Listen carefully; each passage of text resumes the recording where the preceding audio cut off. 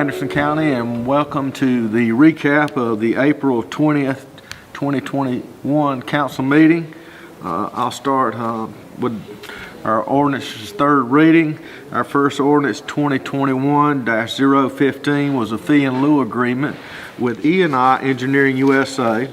They're building a 100,000 square foot addition on 12.5 acres. They're going to create 200 new jobs, $13 million investment. They started out, they're currently at 600 jobs, and they're going to be over 800 with a $28 per hour average pay. Excited about that. That's the old Supreme machine off I-85 in District 4. Another foreign country that's investing in Anderson County and contributing and a good community partner. 2021-016 is an ordinance to amend the Code of Ordinances on new subdivisions. Basically what it's doing is the completion of improvements on plats must be done within 12 months. They can apply for 2 6-month extensions. If not completed, the preliminary plat will be revoked and a new preliminary plat will be required. This is to keep them from land banking or holding up progress or getting approval on things and then land banking and waiting for years to come, and to keep things moving and also be a stormwater management tool for us.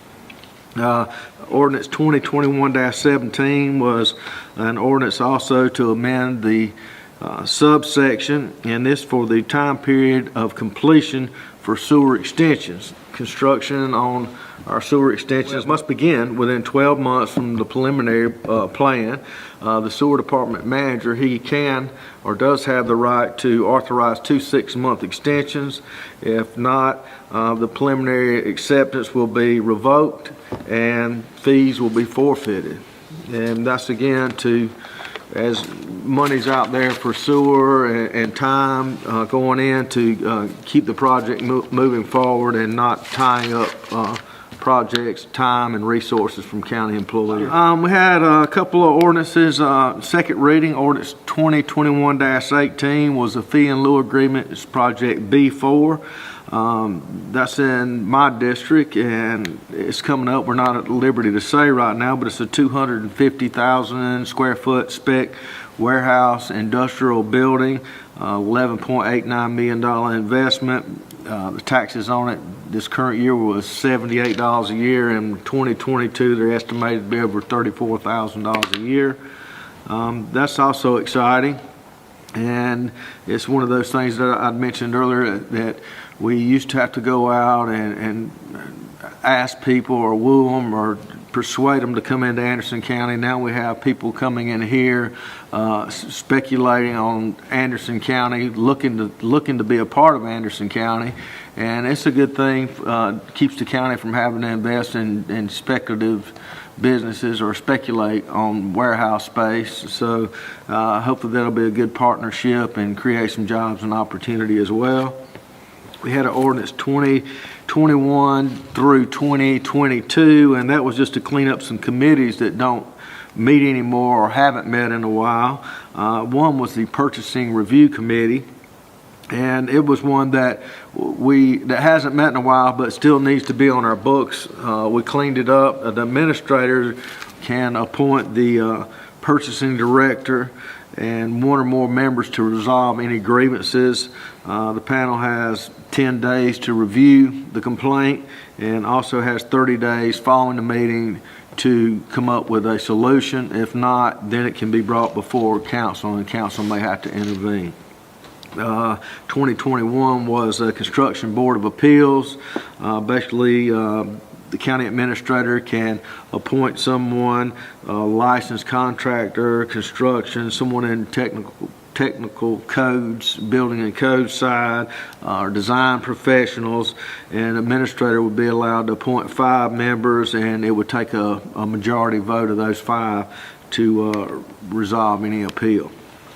The EMS Advisory Committee was ordinance 2022, and it was an ordinance to dissolve our EMS committee and basically as the way our EMS is structured and set up, the committee isn't really necessary or is no longer needed.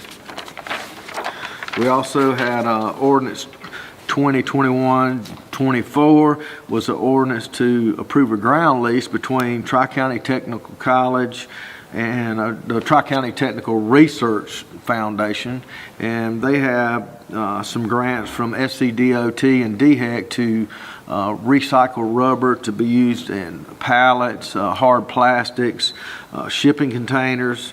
They're going to lease 5,516 square foot at the old, I call it the old Ryobi building, the old Singer building, but at 1428 Pyramid Road to do their asphalt research lab, and they will be leasing that building from the county at market rate. There was also an ordinance, I think the ordinance 25, to approve a ground lease between Tri-County Technical College's Enterprise Campus, and they will be at 1428 Old Pyramid Road as well, and it is to promote and to enhance economic development here in Anderson County. As far as first readings today, we had 2021-026 was an ordinance or a fee in lieu agreement between Anderson County and Project Greenlight. It was an $8.65 million investment, 27 new full-time jobs, $28 per hour, annual payroll of $15 million a year. And it's in our packet. It really didn't say. A lot of times they keep these projects secret until close, but our head of economic development said that it's a company that's been a U.S. company that's been in operation for over 80 years, and they're going to do 50,000 square foot logistics and warehouse space as well, and 27 new full-time jobs at $28 per hour, so more jobs.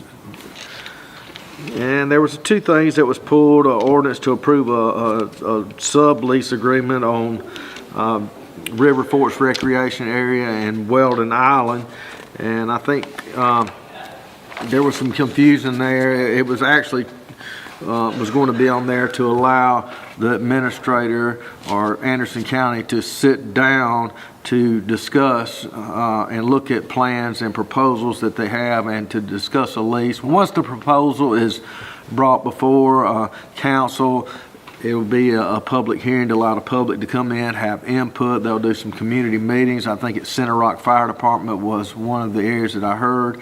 It will be advertised and to give people time and a chance to have some input to understand actually what is going out there. And I think on any project like this that there's a lot of social media rumors and misnomers that when you get it straight from the horse's mouth, that's when you get the facts. I mean, so I encourage everyone in the area that has concerns or interested in that project, once they become public, to show up to those meetings, provide input, and hopefully can come together with a project that's win-win for Anderson County and the community as well.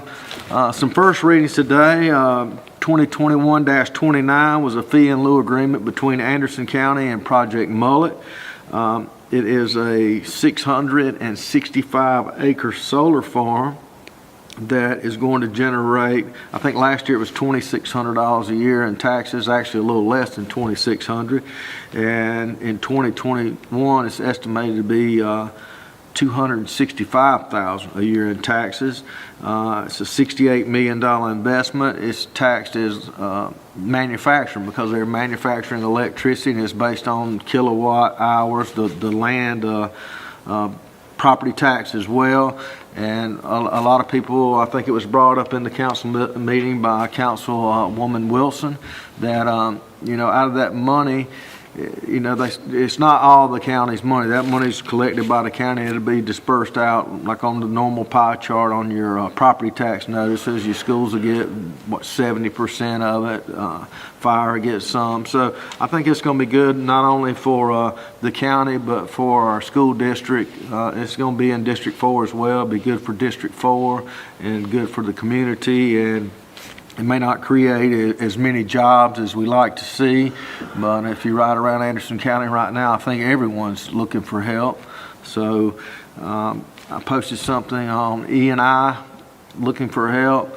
Arthrex has a big billboard out there looking for help. People need to get online, look. There's some great, not what I just call jobs, but career opportunities to build upon and start out at a salary or salaries way above minimum wage. So there's a lot of opportunity out there, like I said, entry level, that has or provides the opportunity for growth. And I hope to see a lot of the kids coming out of school here now participate or get in with some of these companies and stay home. The jobs are here. The monies or salaries are for these jobs. You don't have to go out like when I got out of college. I mean, if you wanted a good paying job or a career, you moved off somewhere else. And I got off topic on the agenda, but I'm just so happy to see the development that we have going on here, the jobs, the diversity of these jobs. It's a good thing, and it's going to build overall a lasting lifetime here in a great community. I mean, you don't want to leave, and I'm excited about that, and I hope people that's looking or concerned about careers get online. If you have questions, call me directly. I can help you out or do anything I can to help. We also had a resolution. That was the first readings today. Some resolutions we had was a resolution to cease county maintenance on Mitchell Road, and I think that area was Councilwoman Wilson's district as well. There is an issue out there, a problem out there that road abandonment will solve, but it's county roads, state roads, all mingled together, and the state is actually doing things for improvements out there. And there was a concern about fire and safety, a fire hydrant actually there, and we moved to, or she made the motion to table it, until the state addresses the issues on their side. And I think it was brought up mainly for a safety issue for the church out there, but it will go through, and we're just waiting on the state to get their sides done, and everyone will still be protected by fire, and the EMS and all still have the opportunity to use that road until it does close. There was also a resolution to cease maintenance and judicial abandonment of Hatton Road. This road is a dead-end road. It was 2,050 feet long. The county does put up 30-day notices, signage. No one has complained. We were petitioned to close the road, and that was off the 413 area out in District 3. And it was brought up before drugs and vandalism that was going on in that area. We also had a resolution 2021, 20, and 21 that were, I'm kind of combining it, was Project Greenlight, Project Mullet, which we discussed earlier, which was to actually simplify the fee and lieu agreement. It's more of a housekeeping type thing. The fee and lieu agreements did pass, and this is just a housekeeping type deal.